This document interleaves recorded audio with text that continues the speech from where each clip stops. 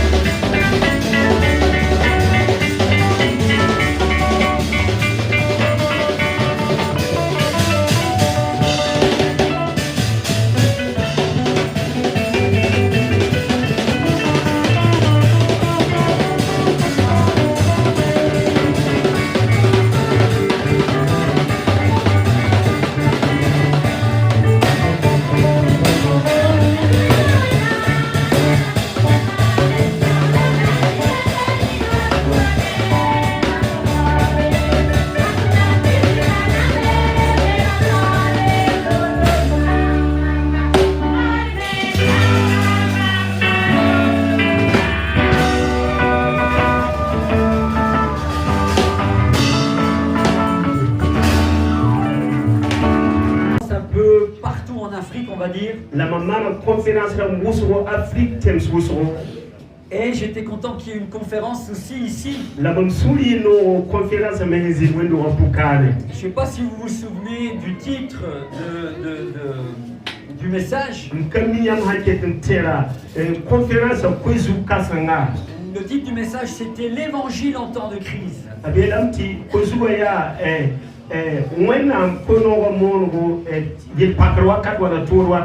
Et même si vous, ici en Afrique, le Covid ne vous a pas beaucoup atteint, dans beaucoup de nations, tout était comme arrêté. Mais comme le dit le titre de ce message, même en temps de crise, l'évangile n'est jamais arrêté, freiné.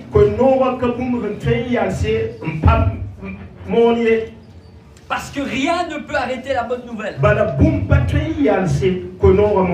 Amen. Amen. Et ça, c'est vraiment très important. Rien n'arrête la bonne nouvelle. Même dans les pires moments, l'évangile est toujours en train d'être annoncé.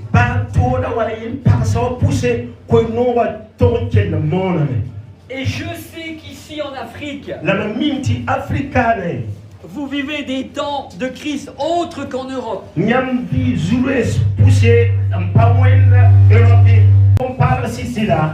devez continuer à partager l'évangile. Amen. Amen. Et même si vous êtes ici dans un petit quartier, si vous êtes des chrétiens, des enfants de Dieu, comment dire ça, des chrétiens authentiques, vous devez avoir à cœur de partager l'évangile avec vos amis. Parce que l'évangile est vraiment quelque chose de merveilleux. L'évangile, c'est quelque chose de merveilleux. Et ce qui me pousse à aller dans les nations, c'est de partager ce beau message de l'évangile. C'est ça qui a changé ma vie. C'est ça qui a changé ma vie. Moi, j'étais disque jockey dans une boîte de nuit. Et un jour, le Seigneur est allé dans cette boîte de nuit me chercher. La première fois que j'ai entendu l'évangile, cette bonne nouvelle, c'était dans une boîte de nuit. Et le Seigneur est allé me chercher dans des endroits où personne ne sera allé. Et le Seigneur va te chercher, va me chercher dans des endroits où personne ne veut aller.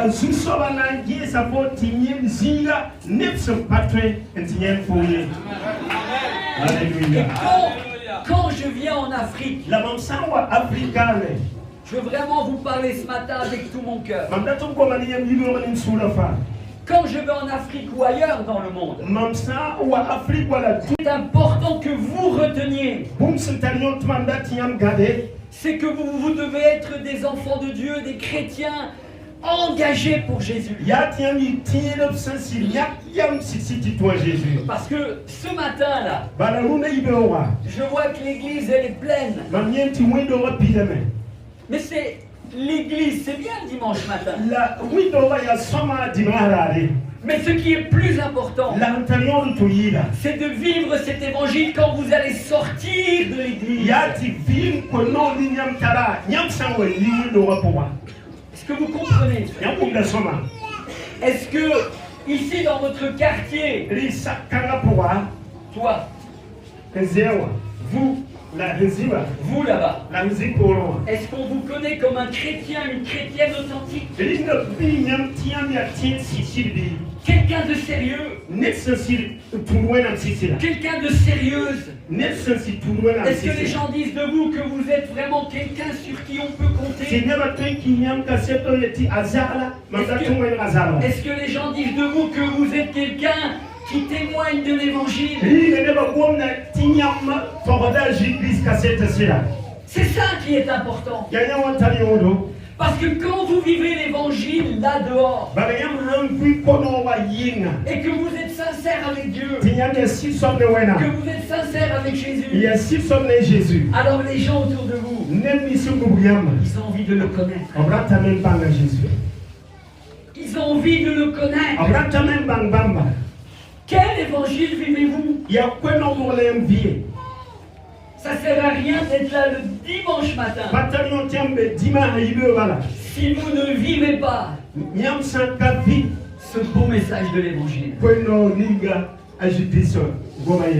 vous ne le vivez pas. Mais ce qui me frappe, c'est quand je vais particulièrement aussi en Afrique, c'est que les églises sont pleines.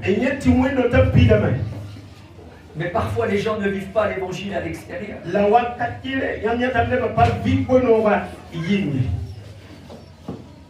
Les gens à l'extérieur, ils ne vivent pas l'évangile. Il y en a oui, mais il y en a non. Et vous savez, on peut être le dimanche matin en train de jouer de la batterie. On peut être dans la louange en train de jouer du piano. Mais ce n'est pas un signe de consécration. Il y a des gens qui sont dans la louange. Mais quand ils sortent de l'église, ils ne vivent pas l'évangile. Qu'est-ce que tu vis comme évangile? Est-ce que vraiment le Seigneur t'a transformé pour vivre vraiment ce que dit ce livre?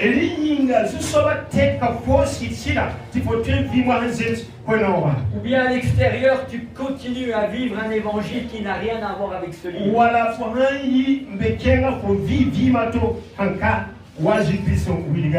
Une fois j'étais au Togo.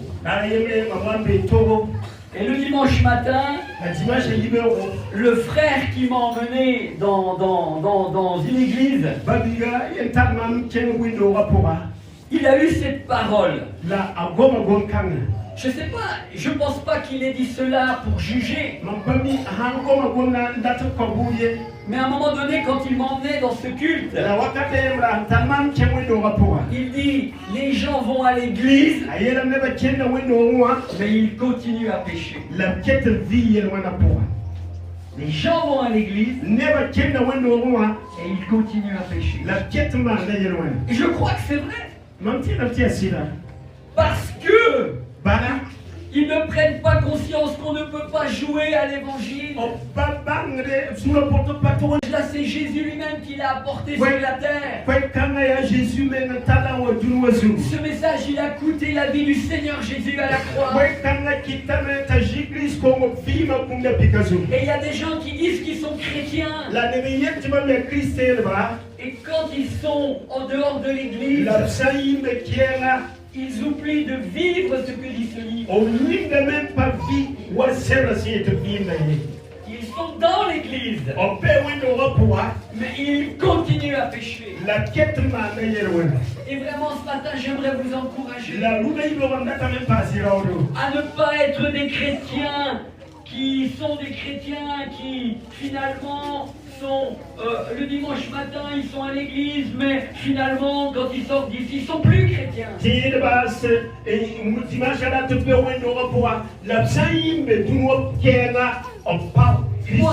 Moi, je veux vous encourager à être des chrétiens engagés, authentiques. à être des femmes, des enfants de Dieu, à être des jeunes engagés pour le Seigneur, à être des jeunes que quand vous êtes en train de jouer du piano, quand vous êtes en train de jouer de la batterie, je le fais pour Jésus. Je suis là pour lui. C'est très important. Je suis parfois attristé de voir des gens qui se disent chrétiens et ils continuent à mentir. Ils continuent à convoiter, à tromper leurs femmes, à tromper leur mari. Et le dimanche matin, on est au culte. Et le Seigneur, vous croyez qu'il ne voit pas ça? Quel genre de chrétien es-tu? Vous devez être des jeunes filles engagées pour Jésus. Jésus a donné sa vie à la croix pour toi, pour moi. Et on ne peut pas jouer avec l'évangile. On ne peut pas jouer avec ce livre. Il nous faut être sérieux. Et moi, quand je vais en Afrique ou ailleurs, je ne veux pas prêcher un évangile de complaisance.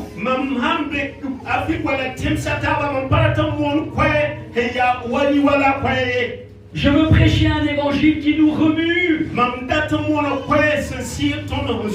évangile qui nous engage, qui nous remet en question. Quel genre de jeune es-tu? Quel genre de jeune es-tu? Et quel genre d'adulte es-tu? Est-ce que tu montres l'exemple à tes enfants? Est-ce que tu montres l'exemple en tant que père à ta femme? Il y a trop de chrétiens aujourd'hui qui ne comprennent pas que ce message, lorsque nous le recevons et que nous sommes nés de nouveau, nous devons vivre une vie chrétienne authentique. Amen. Amen. C'est très important. C'est ça qui est important. Et c'est pour ça que je vous dis, je sais qu'en Afrique c'est pas facile. Je sais que parfois vous avez peut-être pas à manger. Vous avez pas les mêmes moyens peut-être qu'en Europe. Oui, mais le Dieu en Europe et le Dieu en Afrique est le même. Et ce qui est important, c'est d'être attaché à lui.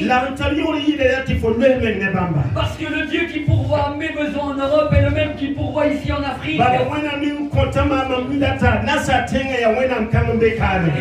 Parfois quand je vais dans certains pays, et particulièrement comme l'Afrique,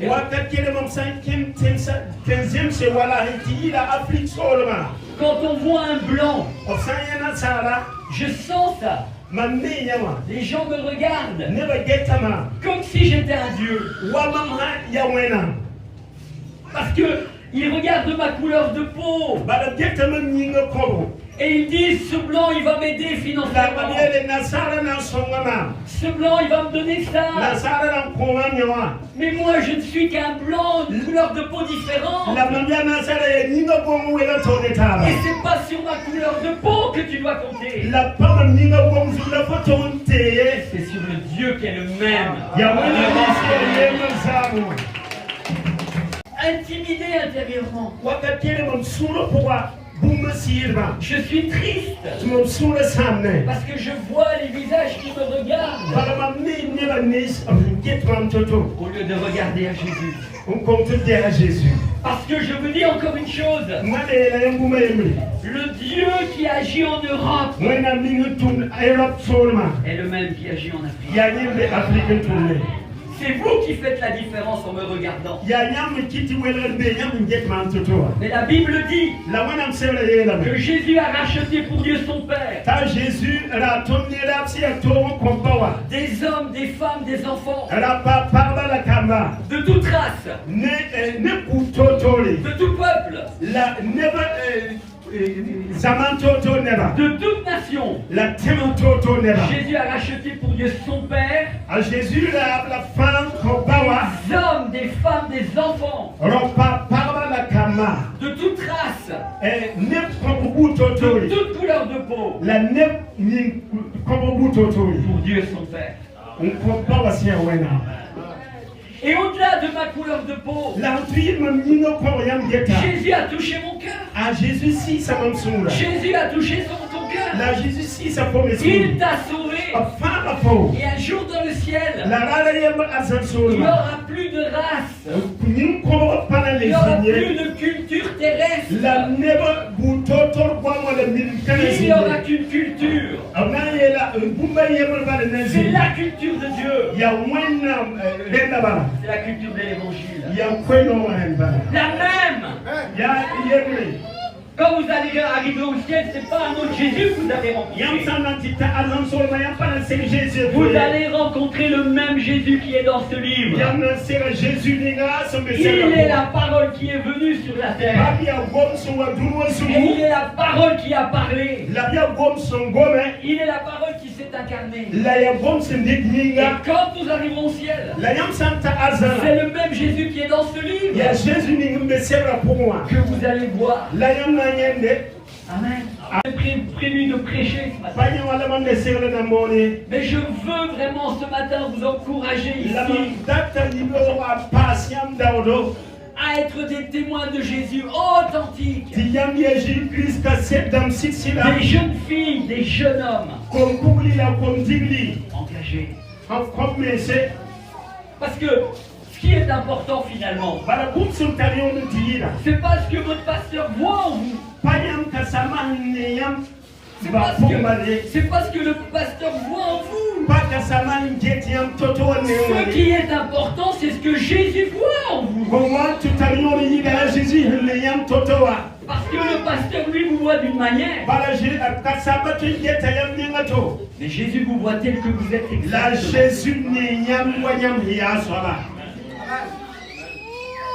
Parce que quand je vais rentrer tout à l'heure, le pasteur Sylvain que je connais, qui est un ami maintenant, lui me connaît. Il me connaît en partie. Mais il n'est pas toujours avec moi. Et quand je vais rentrer de ma mission ici, et que je vais rentrer dans la chambre où je suis, qui c'est qui va me voir tel que je suis? C'est Jésus. Lui, quand je serai dans ma chambre là-bas, il voit si je suis vraiment un serviteur de Dieu, si je suis vraiment un disciple du Seigneur, si ce que je prêche, je le vis dans ma chambre. Et tu dois être comme ça. Et c'est quand tu sors de ta maison. Est-ce que tu lis ce qu'il y a écrit dans ce livre? Est-ce que tu vis les enseignements qui sont apportés dans cette église? Et les gens aujourd'hui, mes amis, ce qu'ils ont besoin de voir, c'est pas des chrétiens de nom, mais des chrétiens qui vivent cet évangile-là. Des chrétiens qui ne mentent pas, qui ne convoitent pas, mais des chrétiens qui disent non, je refuse de mentir, je refuse de convoiter, parce que je veux être fidèle au Seigneur, je veux lui obéir. Et parfois nous sommes confrontés à ça. Il y a des gens, ils sont prêts à nous faire rentrer dans des compromis.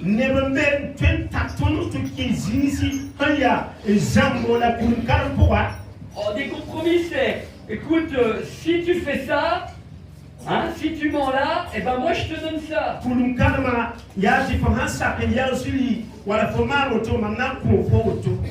Qu'est-ce que vous allez faire? Moi, si quelqu'un me dit, Armando, tu mens, et je te donne 20 000 francs CFA, je dis non. Parce que je sais que Dieu me regarde, le Seigneur me regarde. Et je préfère être fidèle au Seigneur que de prendre de l'argent et de mentir. Même si j'ai faim, je n'ai jamais fait de compromis avec celui. Je ne veux pas prêcher un évangile comme ça. Les leaders, ils vivent ça. Qui vivent ça. Parce qu'on ne joue pas avec l'évangile. Ça a coûté la vie de Jésus. Jésus est mort pour avoir prêché cet évangile de grâce. Soyez pleins de la gloire de Jésus. Il y a des chrétiens parfois qui disent j'aimerais être plein d'onction. Si tu veux être plein d'onction, c'est-à-dire plein du Saint-Esprit,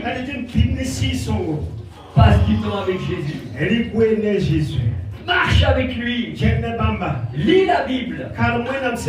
Prends du temps dans la prière avec lui. Va chaque jour devant lui. Prends le temps de lire ce livre. Pas prendre le temps de regarder ton téléphone. Qui a une Bible ici? Est-ce qu'il y en a qui ont des Bibles? C'est très important. Amen. C'est important que vous ayez la Bible. Et que vous la lisiez chaque jour. Parce que dans ce livre, qui c'est qui vous parle? C'est Jésus directement. Parce qu'il y a des gens qui disent, moi j'aimerais voir Jésus. Chaque fois que tu lis ce livre, c'est Jésus qui te parle. Et c'est important que chaque jour, si tu veux devenir un chrétien solide, enraciné dans la parole, il faut que tu lises ce qu'il a écrit là-dedans. Pour connaître la parole de Dieu.